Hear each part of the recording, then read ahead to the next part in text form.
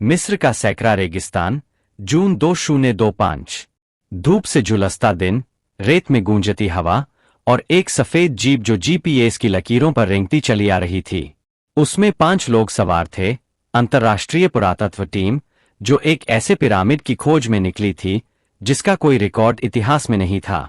वो जगह जहां जाने से मिस्र के लोकल गाइड भी मना करते थे। अचानक रेत के बीचों बीच उन्हें एक त्रिकोणीय आकृति नजर आई। काले रंग का पत्थर, आधा जमीन में दफन, और उसकी चोटी से नीली रोशनी की हल्की सी लहरें निकल रही थीं। सब शांत हो गए। जीप वहीं रुक गई। वे सब धीरे धीरे उस रचना के पास पहुंचे।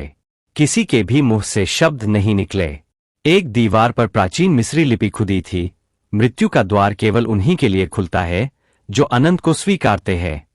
पुरातत्व विशेषज्ञ ने जैसे ही हाथ बढ़ाया, दीवार पत्थर की तरह पिघलने लगी और भीतर एक घुप अंधेरा मार्ग उभर आया। हवा गर्म थी, जैसे किसी बंद भट्टी से निकल रही हो। फर्श पर अजीब नक्काशी थीं, कटे हुए सिर, रेंगती ममियां और खून की धाराओं जैसे चित्र। टीम में सबसे आगे चल रहे मिस्री गाइड ने फर्श पर कदम रखा और अचानक भालों से भरी छत नीचे गिरी। वो चीख भी नहीं सका। उसकी छाती आर पार हो चुकी थी। सबने वहीं रुककर चीखना शुरू कर दिया। ये जगह जिंदा है, किसी ने धीमे से कहा। इतिहासकार ने दीवार की आकृतियां देखीं और उसे पहचान आया कि ये पिरामिड नेबू हाशिरा का हो सकता है। एक ऐसा फिरौन जो इतिहास में कहीं नहीं मिलता, लेकिन लोक कथाओं में उसे भुलाया गया राजा कहा जाता था। दीवारें तंग होती गईं। दीवारों की आंखें चमकने लगीं। हर चित्र, हर मूर्ति जैसे उन्हें घूर रही थी। एक जगह एक दर्पण लटका था, लेकिन उसमें उनका प्रतिबिंब नहीं, बल्कि उनके मरे हुए शरीर दिख रहे थे। भीतर एक कक्ष मिला, जहां एक विशाल काले पत्थर का ताबूत रखा था। उस पर खोपड़ियां और काले सांप उकेरे थे। पुरातत्व विशेषज्ञ ने उसका ढक्कन हटाया और तभी मम्मी ने उसकी गर्दन पकड़ ली। उसकी आंखें नीली थीं और शरीर में डरावनी चमक। मम्मी ने उसे हवा में उठाया और दीवार पर दे मारा। एक झटके में उसकी जान चली गई। अब डर और गहराने लगा। कैमरा टेक्नीशियन सब रिकॉर्ड कर रहा था। जैसे ही उसने पीछे मुड़कर देखा, उसके पैरों से रेत के 2 हाथ निकले और उसे अंदर खींच लिया। उसकी चीखें रेत में घुल गईं। अब केवल 2 लोग बचे थे, इतिहासकार और रूसी भाषाविद। अंदर की हवा अब और भारी हो चुकी थी। दीवार पर एक चित्र था जिसमें समय उल्टा चल रहा था। एक घड़ी उल्टी दिशा में घूम रही थी। इतिहासकार को याद आया, नेबू हाशिरा समय को मोड़ सकता था, लेकिन हर मोड़ के लिए 5 आत्माओं का बलिदान जरूरी था। अब तक 3 मर चुके थे। एक अजीब सा द्वार दिखाई दिया जिस पर लिखा था, तू जीवन चाहता है पर मृत्यु ही द्वार है। वो भीतर गए। वहां एक कुआं था जो नीली रोशनी से चमक रहा था, और वहां से निकलता है बिना आंखों वाला नेबू हाशिरा। हवा थम जाती है, दीवारें कांपती है, और उसके पीछे पीछे सैकड़ों ममियां रेत से उठने लगती है। भाषाविद की आत्मा खींच ली जाती है। उसका शरीर गिरता है और उसकी आंखें अब नीली हो चुकी है। इतिहासकार अब अकेला है। उसके सामने अब 2 रास्ते हैं, या तो मर जाए या सौदा करे। वो कहता है, मुझे इतिहास चाहिए, मेरा शरीर ले लो, पर मुझे सच्चाई जानने दो। फिरौन हंसता है, तुम अब इतिहास बनोगे, और पिरामिड फिर से बंद हो जाता है। 6 महीने बाद इंटरनेट पर एक वीडियो वायरल होती है। रेत के बीचों बीच खड़ा है वही इतिहासकार। उसकी आंखें नीली है और उसके पीछे रेत से उठती ममियां एक एक कर जिंदा होती जा रही है। वीडियो का टाइटल है the pyramid isn't a tomb, it's a gate to the realm of forgotten souls. कहानी समाप्त नहीं होती, क्योंकि वो पिरामिड अब हर रात किसी नए आत्मा को बुलाता है। क्या अगला नंबर तुम्हारा है? 6 महीने बीत चुके थे।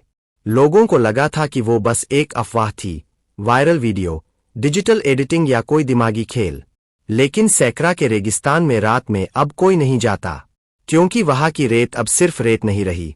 वहां की रेत में फिरौन की फूंक, उसकी आत्मा और उसका श्राप मिल चुका था। काहिरा यूनिवर्सिटी के प्रोफेसर डॉ.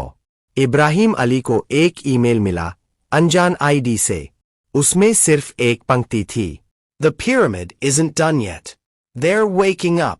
साथ में एक फोटो अटैच थी, किसी प्राचीन स्क्रॉल की, जिसमें पुरानी मिस्री भाषा में लिखा था, जब 5 बलिदान पूरे हो जाए तब काल फिरौन उभरेगा और उसकी आत्माएं अंधकार फैलाएंगी।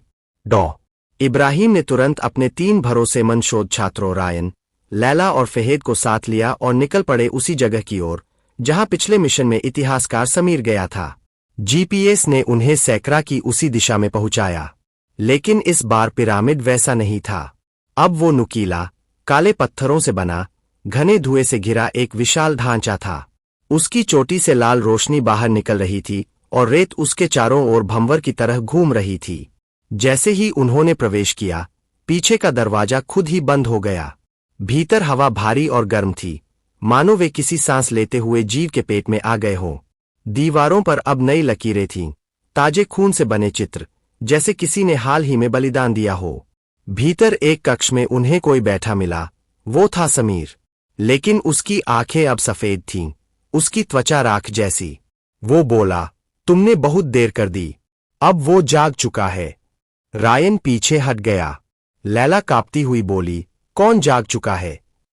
समीर की आवाज अचानक भारी और गूंजदार हो गई, नुबसेर एनक, फिरौन, जिसे खुद देवताओं ने श्रापित कर दिया था। काले फिरौन की आत्मा अब एक नया शरीर खोज रही थी, और उसके लिए चाहिए था पवित्र रक्त, वह जो अभी इस पिरामिड से अनजान है। लैला ने जैसे ही एक नक्काशीदार दीवार को छुआ, उसकी हथेली से खून टपकने लगा।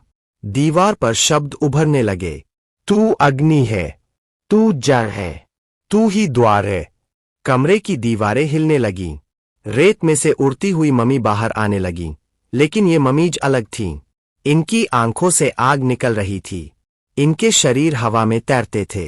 एक ममी फहेद पर झपट पड़ी और उसे दीवार से टकरा दिया, उसका शरीर वही टूटकर गिर पड़ा। रायन भागने की कोशिश करता है, लेकिन तभी उसके सामने एक ममी प्रकट होती है और उसकी आत्मा खींचकर एक ताबूत में भर देती है। अब बचा सिर्फ डॉ इब्राहिम और लैला। इब्राहिम को याद आया समीर द्वारा दिया गया एक टूटा हुआ ताबीज, नेबू हाशिरा का। वो उसे लैला को देता है और बोलता है, अगर तुम चुनी गई हो तो शायद तुम ही इसे खत्म कर सकती हो। लैला उस ताबीज को अपने गले में पहनती है और एक संकरे रास्ते में जाती है, जहां वह एक काले दर्पणों वाले कक्ष में पहुंचती है। हर दर्पण में उसका चेहरा अलग तरीके से मरता हुआ दिख रहा था। कुछ में उसका गला कटा, कुछ में उसकी आंखें निकली हुई, कुछ में वह ममी बन चुकी थी। वहीं से काले धुएं में से एक आकृति निकलती है। उसका सिर 3 खोपड़ियों के मुकुट से ढका था। उसकी आंखें नहीं थीं, लेकिन उसकी उपस्थिति हवा को भी जला रही थी। वह कहता है, अब तेरा बलिदान अंतिम है, उसके बाद पूरी दुनिया पर मेरी मृत्यु की लहर दौड़ेगी। लैला उसकी ओर बढ़ती है, वो ताबीज को खींचकर निकालती है और जोर से फर्श पर फेंक देती है। जैसे ही ताबीज टूटता है, एक सफेद प्रकाश पूरे पिरामिड में फैल जाता है। हर ममी चीखने लगती है, दीवारें चटकने लगती है। समीर की आंखें सामान्य हो जाती है, वह मुस्कुराता है और कहता है, भागो, अब सब खत्म हो रहा है। लैला भागती है, बाहर की ओर भागती हुई। जैसे ही वह आखिरी चट्टान पार करती है, पीछे से पूरा पिरामिड ध्वस्त हो जाता है, रेत के भंवर में समा जाता है। शहर लौटने के बाद वह किसी से कुछ नहीं कहती, बस चुप रहती है, क्योंकि उसे अब भी लगता है कि कुछ अधूरा है।